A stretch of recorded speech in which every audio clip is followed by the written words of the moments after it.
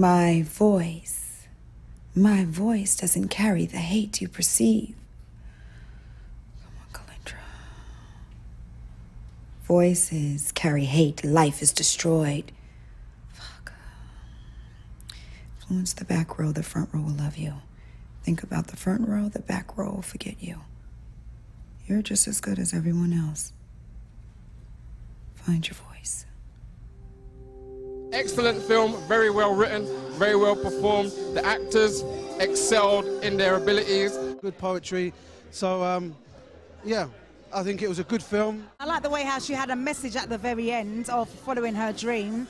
But on the journey or in the quest to doing that, I do believe in doing things all righteously and having respect for self and other people. So ending one relationship before you start another, and that didn't come across as a bad thing.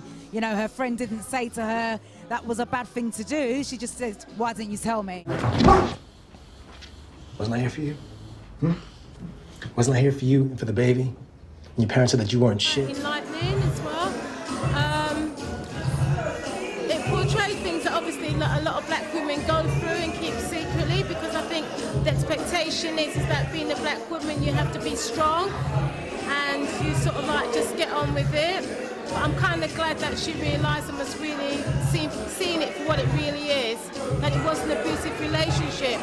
And the saddest thing that came about was when the fact that her parents went through it, and her dad then took the stand to say enough was enough. And I thought that was quite overwhelming in itself. Overall, I thought it was a really brilliant movie and I enjoyed it.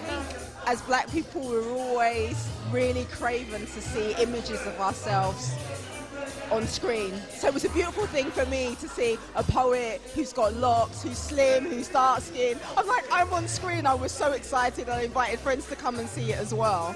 Having said that, there's a pressure that comes with the single story.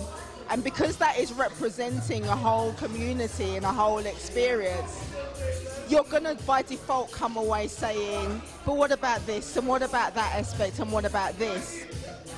I think in terms of the emotion behind it, I was definitely crying at points, and it's not easy to make me cry in a film. I felt there were many harsh realities explored, and from those harsh realities came the poetry. And it was really interesting to see that in terms of how that played out for her.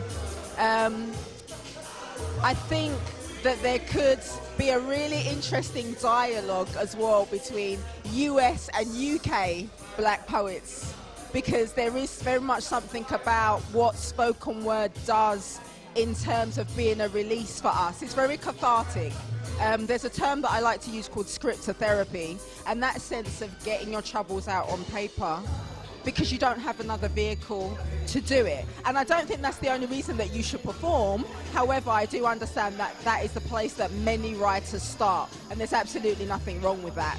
So I think that there's an interesting dialogue to be had between us continentally about our needs and our desire for that, and it's very specific to us as a people. I think this whole historical nature as well of being griots and having spoken word as part of our heritage and the way that we pass down stories and legacies. So I think that it's imbued with many different things and nuances compared to other groups and other cultures. And I think there's a richness there that's absolutely wonderful. And it was nice to see that aspect, that glimpse of that aspect on the film as well. So very well done. I definitely think that there's a market for the film in the UK.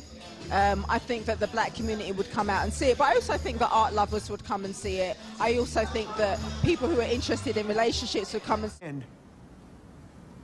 I am a dilapidated woe man, so whoa, man. Whoa. You gotta handle me with care. Can't you see I got empty rooms inside of here? I'm in love with Curtis Jackson. He's lovely. I thought he was a fabulous poet. I just think he's amazing. And on the credits, he actually wrote one of the poems, and I'm going to research and see which one he wrote. When he delivered the huge poem about Calindra, he blew me away. It's really amazing. And for a man to speak to a woman like that, it's a great... The place is always empty.